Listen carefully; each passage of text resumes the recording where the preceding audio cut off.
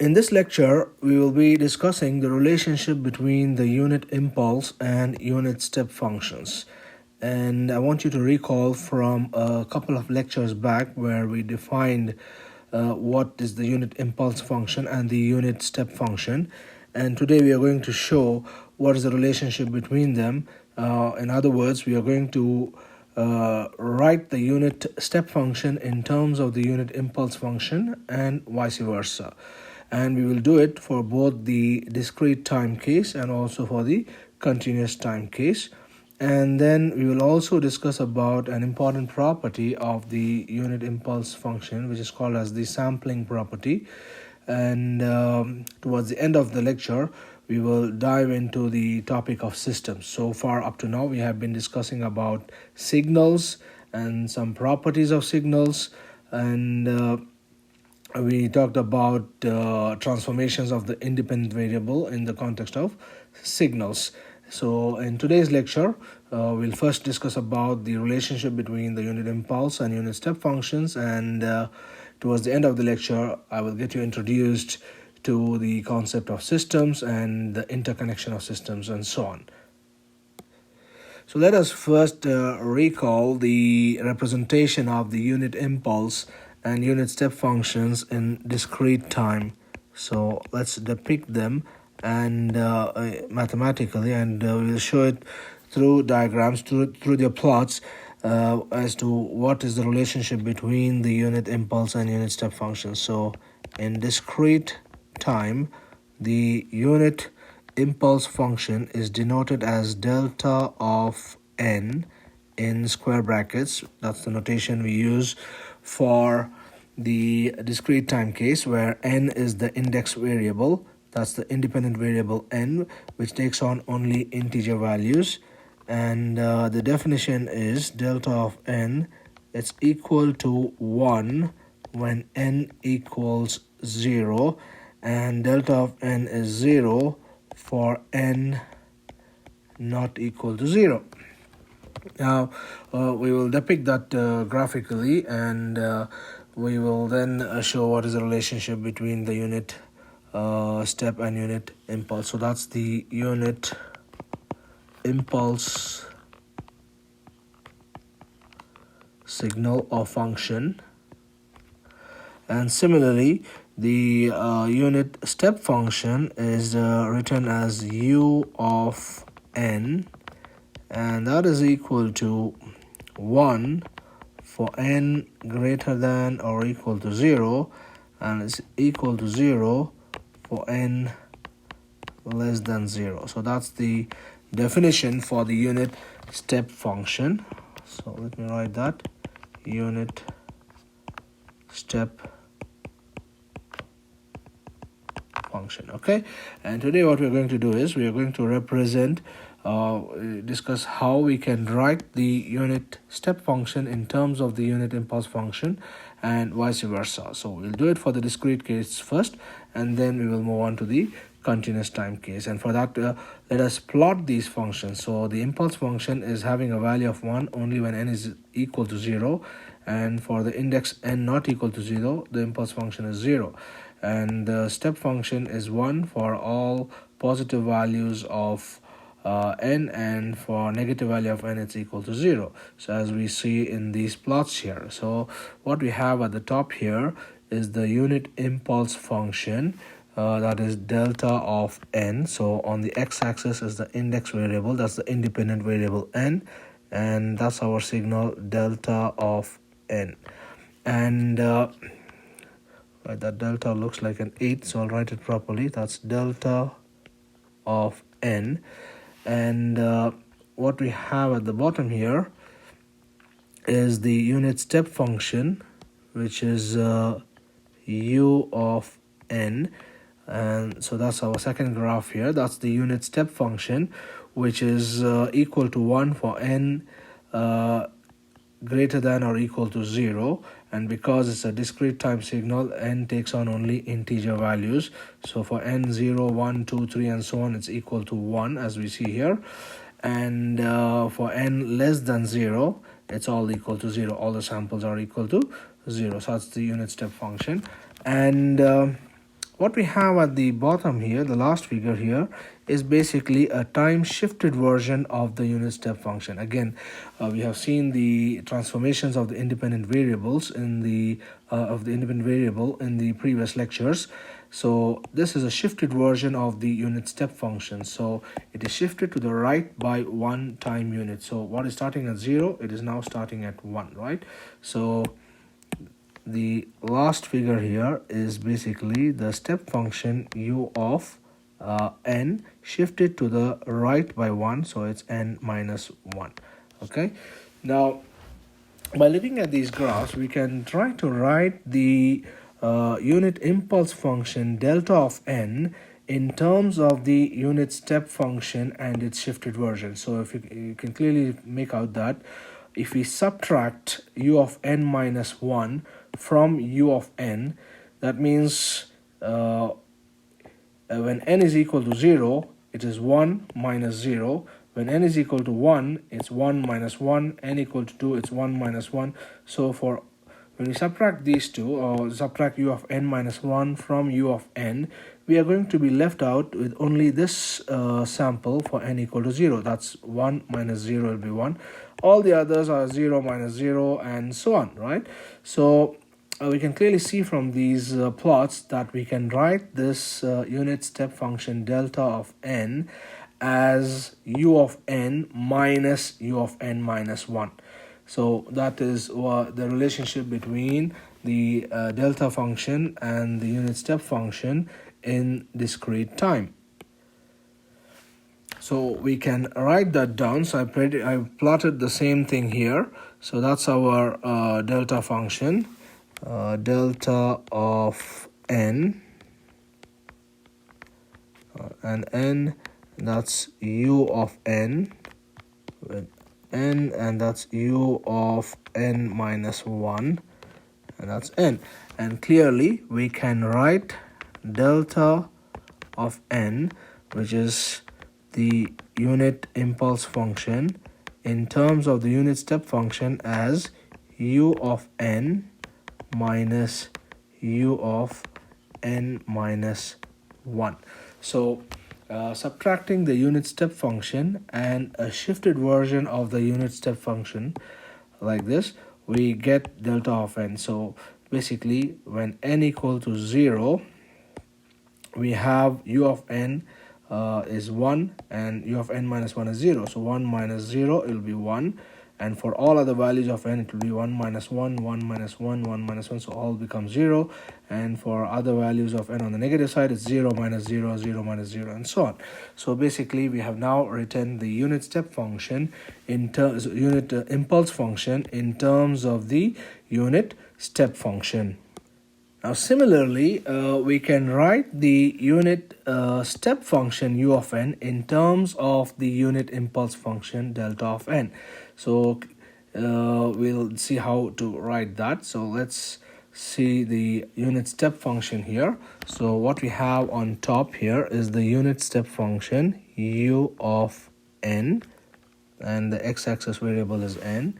And what we have on in the subsequent plots here is n, and that is our delta of n. Now the third plot here is basically this delta of n shifted to the right by 1. So that is basically delta of n minus 1. That's the impulse at n equal to 1. And that is delta of n minus 2, which is an impulse at n equal to 2.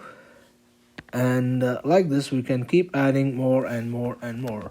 And basically what we see is that if we add delta of n with delta of n minus 1 and delta of n minus 2, and so if we add up all of these, we are going to get exactly this, right? And the heights of each of them is 1. So that's 1, 1, and 1. So like this, if we keep on adding more and more terms, so that's delta of n plus delta of n minus 1 plus delta of n minus 2, and so on. If we keep going on, delta of n minus 3, 1, and in the next one, an impulse at 3, an impulse at 4, and up to infinity, we will get the unit step function. So basically we can write down the unit step function u of n. So u of n can be written as delta of n plus delta of n minus 1 plus delta of n minus 2 plus and so on up to delta of n minus infinity, right? And that will give us our unit step function u of n, or we can write that in simple terms as summation delta of n minus k for k equal to 0 to infinity.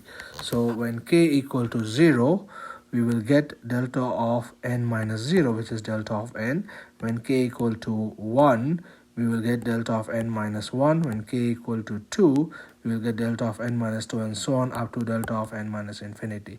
So if we keep adding all these impulse functions, and so we start with the delta function and the shifted delta, where the delta is shifted by two sample units or 2 index units, and so on, we get the unit step function. So we have now got a relationship between the unit step and unit impulse function. So we have first shown what is the relationship, or how we can write the unit impulse function in terms of the unit step function, and now we have seen how we can write the unit step function in terms of the unit impulse function.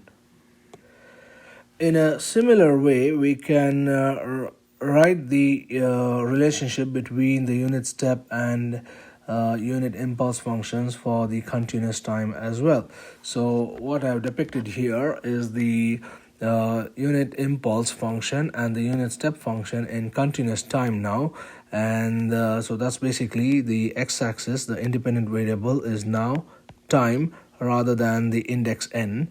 The difference being the index n takes on only integer values, so we can have the signal defined only for integer values of n. But when it's a continuous time, there is no such restriction. We can have the index t defined for any value of t. It need not be an integer. So this is our the delta of t, the unit impulse function in continuous time, and this is our u of t, which is the unit step function in continuous time. And like before, we can write the mathematical definitions for the unit impulse and unit step as delta of t is equal to 1 when t equals 0 and 0 for t not equal to 0.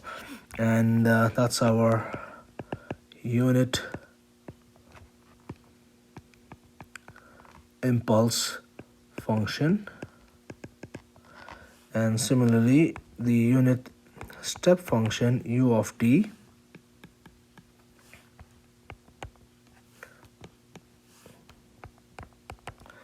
is 1 for t greater than 0 and 0 for t less than 0. Okay, now if you recall, in the previous couple of lectures, when I introduced you to the unit step function, I wrote the unit step function as 1 for t greater than or equal to 0 as well. But there is a technical thing here where the value of u of t at t equal to 0, you see this is a vertical line here.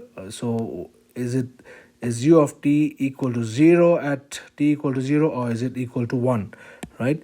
So that's basically, we call it as a discontinuity at t equal to 0, and that creates some formal difficulties for us, but I will leave that as an exercise for you to explore in more detail what happens because of that discontinuity, but we will just take it forward without going into those details. But I would leave it as an exercise for you to read about it in the textbook and expand your ideas on it. Okay, so we have this unit impulse that has a height 1, and that's the unit step which has a height of 1.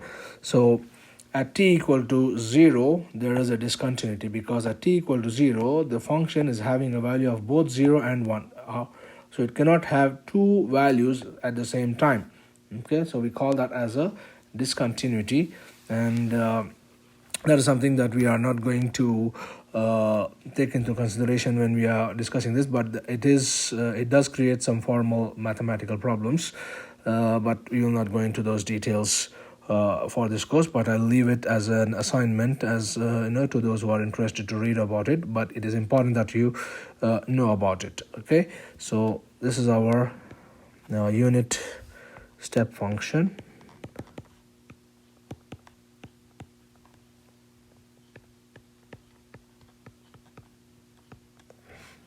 Okay, now we want to express the unit step function in terms of the unit impulse and vice versa. So let's see how we can do that in the continuous time.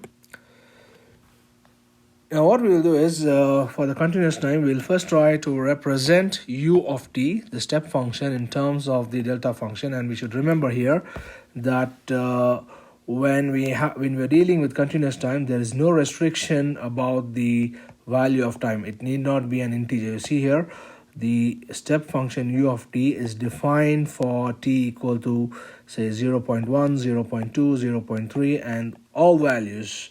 Okay, so it is defined for all values of t from minus infinity to plus infinity. It is not restricted only to integer values. Similarly, when we shift the impulse function, and in the discrete case, we have to shift by integer values as delta of n minus 1, n minus 2, and so on. But with the continuous time, we can shift it by any amount. We can shift it delta of t minus 0.1 and have this impulse at 0.1. Or we can have an impulse at say 3.5, and so on. Okay, so there is no restriction that the value of t should be specifically an integer. In the case of continuous time, we can have it non-integer as well. Okay, so we will first try to write u of t in terms of delta of t. So what we see here, what is depicted here is the unit impulse function, which is delta of t, and that is equal to 1 at t equal to 0. And the second one is a shifted version of the impulse, where the shift is to the right by an amount tau 1. Okay, so that means the impulse is at time tau 1, and it has a height of 1. And this third one is an impulse at time tau 2. So again, it has a value of 1 at time tau 2. And likewise, we can have many more such impulses for different values of tau up to infinity. So we have one shifted to the right to infinity at t equal to infinity. Now if we add up all of these, where the shift is approaching 0, okay, between 0 and tau 1, the amount of time separation is very close to 0. It's very small. So as the shift, because it's continuous, okay, t is continuous, so you can have it defined for all values of t. So adding all of these basically means integrating, because in discrete time it is summation. In continuous time, the equivalent operation for summation is integration. So when we integrate all these deltas together, that would give us the unit step function.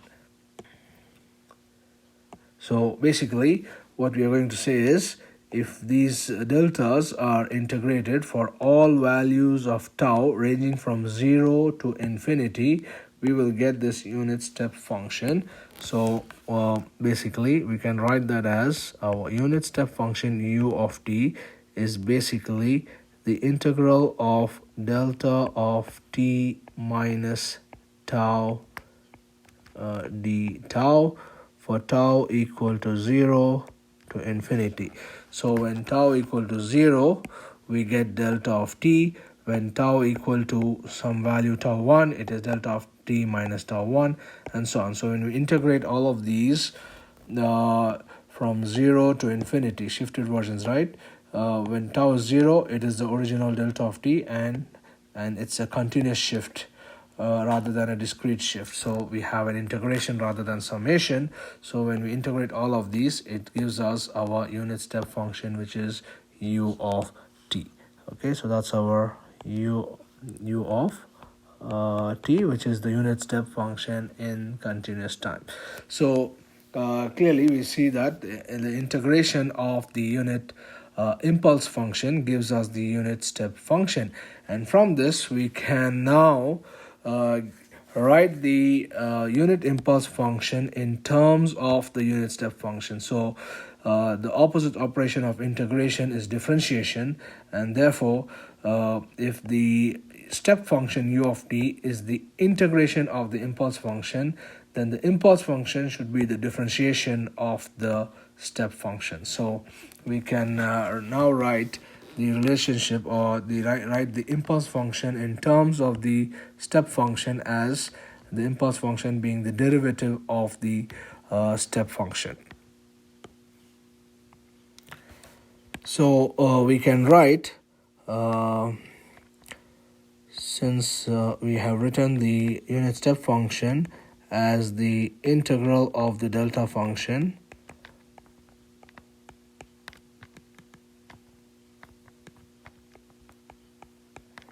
for tau ranging from 0 to infinity, we can now write delta of t as the derivative of the step function d by dt of u of t. Okay, so that should give us the impulse function in terms of the step function, because the operation which is opposite to integration is differentiation. So if integrating the impulse function gives us the step function, then the derivative of the step function should give us back the impulse function, right? So we have now seen the relationship between the unit step and unit impulse functions for both the discrete time and continuous time, and we have seen the representation of the step in terms of the impulse function and the impulse function in terms of the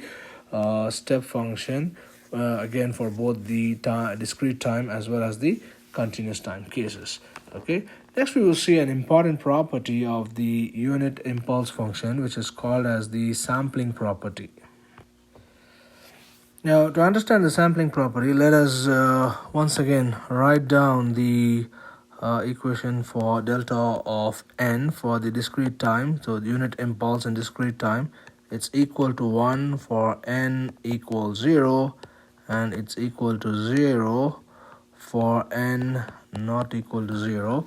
And basically it looks like as such in this particular diagram. So that's our unit impulse. Okay, so that's delta of n. So it is equal to 1 at n equal to 0. So, okay, at n equal to 0, and for all other values of n it is equal to 0. It has 0 value for n equal to 1, 2, 3, and so on. Now the sampling property basically shows that if we take any input sequence x of n and multiply it with delta of n, then what do we get? What we get is basically x of 0, that is for n equal to 0, into delta of n, which is basically going to give us, because delta of n is non-zero only for n equal to 0. Okay, so when we multiply any sequence with this sequence, for all other values of n it will give us an answer of 0, and only when n is equal to 0, whatever is the value for x at n equal to 0, that will get multiplied with 1, and we'll get simply x of 0. Alright, so because delta of n is equal to 1 for n equal to 0, so x of 0 into delta of 0, which is simply x of 0, because this is equal to 1, and whatever is the value of x at n equal to 0, that is what we will get. So if you want to extract the value of a discrete signal at the index n equal to 0, we simply have to multiply that discrete signal with the unit impulse function to get the value of the signal at n equal to 0. Okay, so let me illustrate that. So suppose we have this signal, a discrete sequence x of n as shown in this. So when n equal to 0, it has some value, let's say 1.8. When n equal to 1, it has some value 1.2. And when n equal to 2, it has some value, let's say 2, and so on, right? So for different values of n, we have some value given for this x of n. So that's a discrete sequence. And we have the discrete unit impulse function, which has a value of 1 only when n equal to 0. For all other values of n, it is 0. Now if we multiply these two together, so that is multiplying x of n with delta of n, what will happen? Only when n equal to 0, delta of n is not 0, so it will, this 1 will get multiplied with whatever value is here. So 1 into this value will give us that particular value, and for all other values of n, this value gets multiplied with 0, so it's 0. This gets multiplied with 0, so it's 0. This gets multiplied with 0, so it's 0. So that means for all other values of n, we end up getting 0, except for the value of n equal to 0, where this delta function is equal to 1 and non-zero, right? So basically, when we multiply x of n, so x of n multiplied with delta of n will basically give us x of 0, because this delta of n is non-zero only when n is not equal to only when n is equal to 0. So at n equal to 0, we will get whatever is the value for x of n at n equal to 0.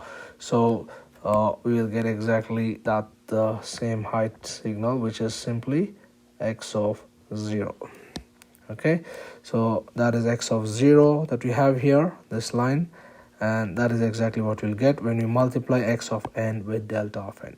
Similarly, if we want to extract the value of x of n at any other value of n, we just have to shift the impulse function by that amount and multiply it. So for example, if we have delta of n minus 5, then that means this delta will be available at n equal to 5. This non-zero value will be at n equal to 5, and when we multiply this sequence x of n with delta of n minus 5, it will give us x of n minus 5, which is basically the value of x of n at n equal to 5. So suppose we have this same x of n, but instead of having delta of n, we have a shifted version of delta of n, let's say at n equal to 4. Okay, in that case, we'll have this impulse function at n equal to 4, and that's our signal, delta of n minus 4. So when n equal to 4, the value of delta is 1. For all other values of n, it is equal to 0. So now when we multiply these two sequences, x of n with delta of n minus 4, so for all values of n, it gets multiplied with 0 and the answer becomes 0 only when this n is equal to 4. So x of 4 gets multiplied with this, which is equal to 1. So x of 4 into 1 is x of 4. So basically what we get is x of n multiplied with the delta of n minus 4 is basically going to be equal to x of n minus 4. In other words, it's basically x of 4 gets multiplied with delta of n minus 4, and since delta of n minus 4 is equal to 1, we will end up getting the value of x when n equal to 4, which is x of 4. So basically what is happening here is that it's called the sampling property of the impulse function, because it is sampling the signal and getting us the value of the signal at a certain value of n, depending on what we want. For suppose we want to find what is the value of x of n when n equal to 0, we multiply with the impulse function and we get x of 0. If you want to find what is the value of x of n when n equal to 5, we just have to multiply this x of n with delta of n minus 5 and we'll get x of 5. Similarly, we did here for finding x of 4. So in general, we say that in general, let me write that, in general, if we multiply the discrete sequence x of n with the impulse function, or the shifted version of the impulse function delta of n minus n naught, now that means the delta function is non-zero only when n equal to n naught. For all other values of n, it is equal to 0. So that means we'll get the value for x of n naught into delta of n minus n naught, which is simply equal to x of n naught, because delta of n minus n naught is equal to 1, and for all of the values of n it is equal to 0. So that gives us x of n naught. That means we are able to sample and extract the value of x at a specific value of the index n. Okay, so if you want to find out what is the value of x at n equal to 4, then we have to multiply with delta of n minus 4. If you want to have it at n equal to minus 3, then you multiply delta of n minus 3, which is n plus 3, right? So whatever is the index value at which you want to find the value of x of n, you will just have to substitute here and you will get that particular value for x at that index value x of n, because the delta function is non-zero only at that particular index. Okay, so this is basically a shifted version of the unit impulse function in discrete time. Similarly, we can have an analogy in continuous time as well. So we can see a similar case with the continuous time. So what we have here is a continuous time signal x of t. Okay, and we have the unit impulse function delta of t in the continuous time. Okay, again to reiterate, in the continuous time we can have this delta shifted by any value of t, not necessary that it has to be at integer values of t. That's the difference between the discrete and the continuous case.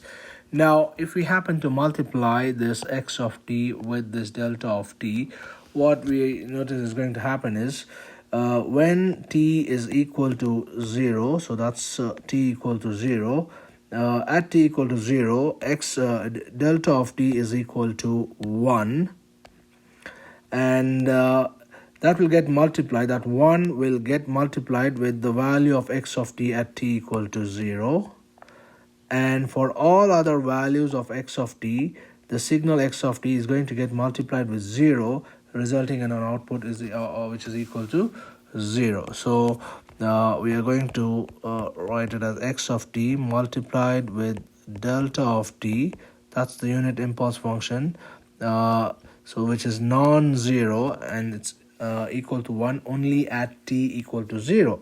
So that will be x of 0 multiplied with delta of t, and delta of t is equal to 1 at t equal to 0. So that's x of 0 into 1, which is basically going to give us x of 0. Similarly, if we had to get the value of x of t at t equal to say 1.5, then we just need to have a shifted version of this delta of t at 1.5, and we will get x of 1.5. So let us suppose now that we are multiplying this x of t with a shifted unit impulse function. So the shifted unit impulse function is having a value of 1 at t equals some time t naught.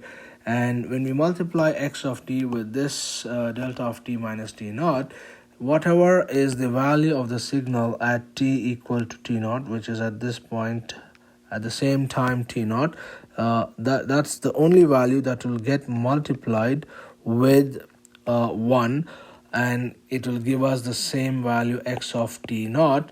And for all other values of t, the value of x of t will get multiplied with 0, resulting in an answer of 0.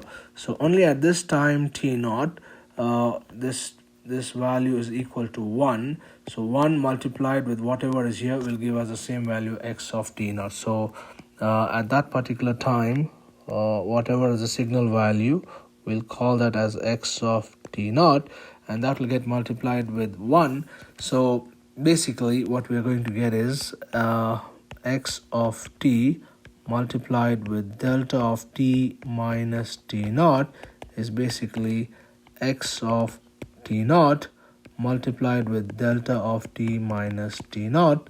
And delta of t minus t naught is equal to 1. At t equal to t naught, this delta function is equal to 1. So x of t naught into 1 is equal to x of t naught. Okay, so basically what is happening is we are able to find or sample the signal at any time t naught and find the value of the signal at any time t naught by multiplying with an impulse which is a shifted version, shifted to that particular value of time t naught. Okay, so that's what we mean by the sampling property of the impulse function. So when we multiply x of t with the delta of t, we get the value of x of t for which the delta of t is non-zero. Okay, wherever that delta function is present at that particular instant of time, whatever is the signal value, that is what we will get. Okay, and the same thing applies even for the discrete case. The only difference being in the continuous time case, the shift t naught can be non-integer as well because time is continuous here. But in the discrete case, the shift n naught will be can take on only integer values. Okay, so that's the distinction between continuous time and discrete time, and we have seen what we call as the sampling property of the unit impulse function. So to summarize so far, we have been focusing up to now on signals, okay? And we have seen what are continuous time signals and discrete time signals, and we saw different types of signals like exponential signals, sinusoidal signals, unit step, unit impulse, and we also saw complex exponential signals and exponentially growing and decaying signals. And we also saw some properties of the signals like periodicity, when the signals are periodic or non-periodic. We saw what are odd signals and even signals and how to represent or break down a signal into its odd and even components. And we also did the transformations of the independent variable, we did time shift, time reversal, as well as time scaling. And today we saw the relationship between the unit impulse and unit step functions, both in the continuous time and in the discrete time. And we also demonstrated the sampling property of the unit impulse function. Okay, so far in this course our focus has been on signals and the properties of signals. Now we will shift our focus to systems. Okay, and I will start today with an introduction to systems, and we will go further into the properties of systems and the analysis of systems and so on. And time and again we will be coming back to signals, and whatever you have studied so far regarding signals and the properties will be useful, because systems are going to take some signal as an input and produce some other signal as an output. So the input and output to a system is going to be some signal, and we need to analyze that system as to how it is transforming an input signal into an output signal, and how do we design a system that performs a specific task, and what would be the properties of the systems, and so on. So today I'm just going to get you started with the concept, with the idea of systems, and see what happens with the system, and why is it important to model systems, and how we can interconnect systems in different ways, and later on we'll go deeper into some of the more interesting properties of systems and how to analyze the systems themselves. And we will also talk about the systems both in the continuous time case and also in the discrete time case. Okay, so a system which is continuous in time is going to take a continuous signal as an input and produce an output which is also a continuous signal. A discrete system takes a discrete signal as input and produces a discrete signal as output. So we will see both the continuous time systems as well as discrete time systems. So let us get started with some basics of systems. So basically, a system takes some input signal and transforms it into some other output signal. So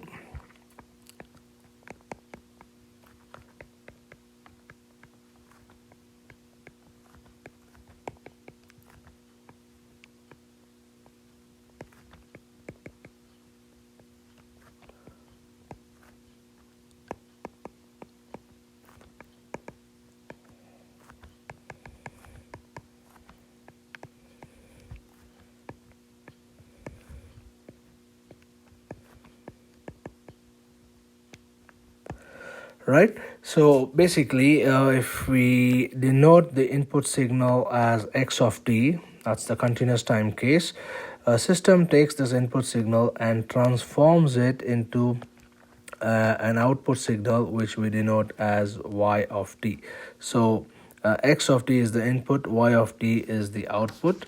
And similarly, if we have a discrete system, it takes an input sequence x of n and transforms it into an output sequence y of n.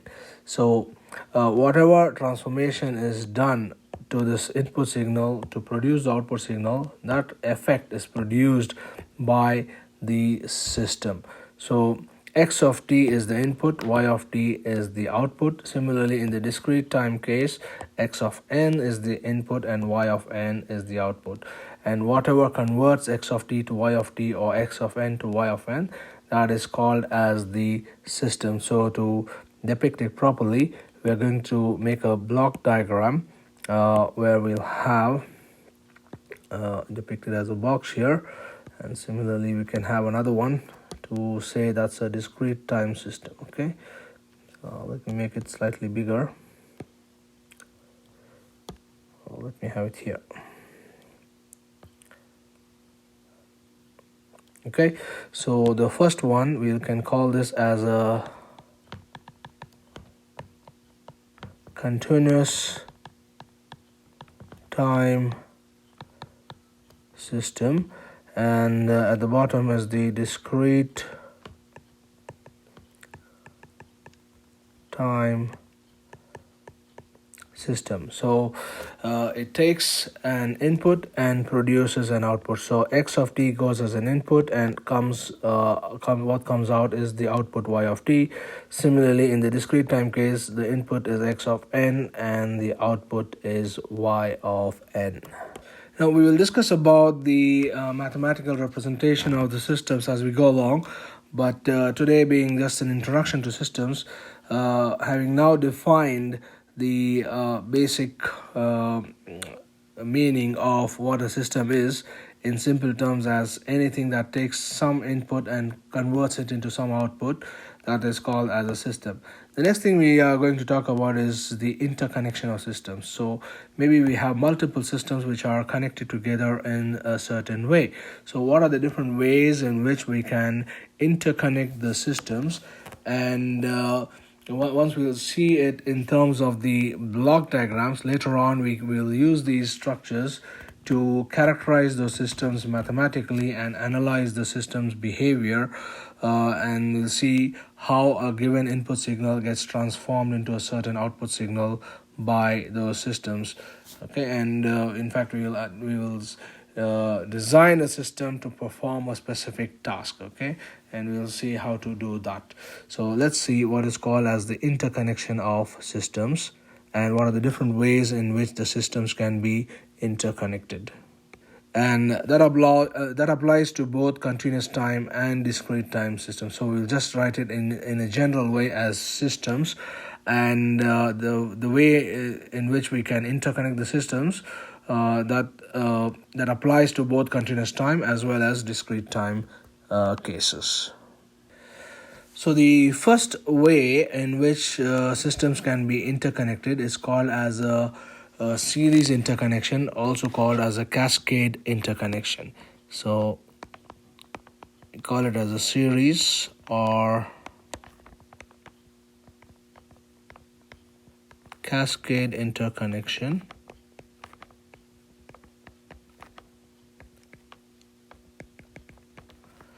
And basically what that means is we are going to connect two systems in series, which is back to back. That is, the output of the first system become the input to the second system. So if we call the first box as system 1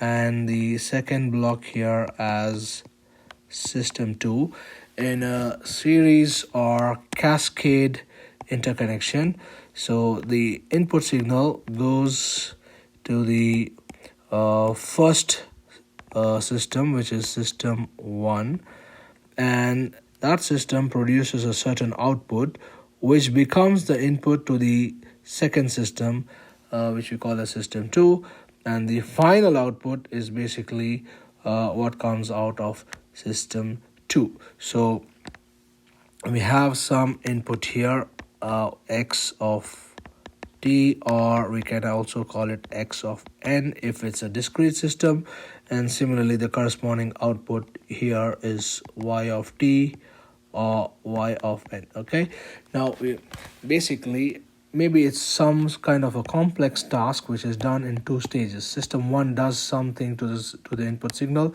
and then system 2 performs some other task to convert the output of system 1 into some other form. So system 1 is producing some transformation and system 2 is producing some other transformation.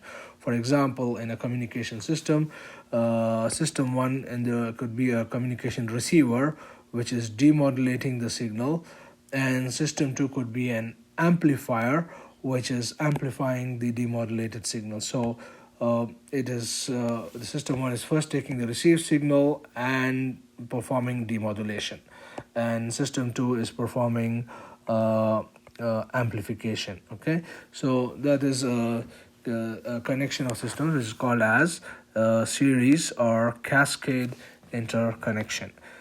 Similarly, the next type of interconnection is what is called as a parallel interconnection. So in parallel interconnection, we have again two systems arranged in parallel as the name suggests. So we have this as our system 1 and this as our system 2, and both the systems are given the same input signal. So the input to both the signals is the same, x of t or x of n, depending on whether it's a continuous system or a discrete time system.